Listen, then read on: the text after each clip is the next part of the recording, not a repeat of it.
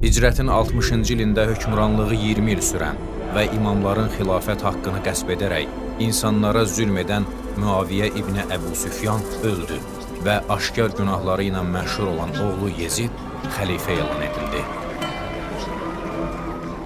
Yezid Mədinə valisi Vəlid İbni Ütbəyə göstəriş verdi ki, İmam Hüseyndən, Abdullah İbni Zübeyrdən və Abdullah İbni Ömərdən beyət alsın. Əgər beyət etməsələr, qılıncla onları məcbur eləsin. Vali gecə vaxtı imamı saraya çağırdı.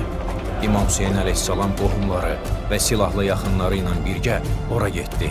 O, beyət etməyəcəyini açıq şəkildə bildirdi və dedi: "Biz Allahın hökmlərinə əsasən hərəkət eləyəcəyik və beyət etməyəcəyik.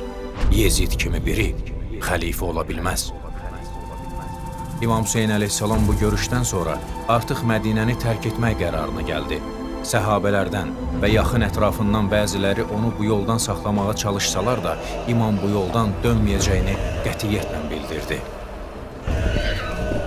O, Mədinədən çıxmazdan öncə babası Həzrəti Məhəmmədin qəbrini ziyarət eləyərək bura bir daha dönməyəcəyini və bu yolun sonunda şəhadət olduğunu bildiyi üçün cəddi Peyğəmbərlə vidalaşdı. Rəvayətlərdə gəlir ki, orada yuxusunda İmam Hüseyin əleyhissalam Həzrəti Peyğəmbəri gördü və cəddi Rəsulallah ona Kərbala şəhadətindən, bu yolun haqq və ilahi bir yol olduğundan xəbər verdi.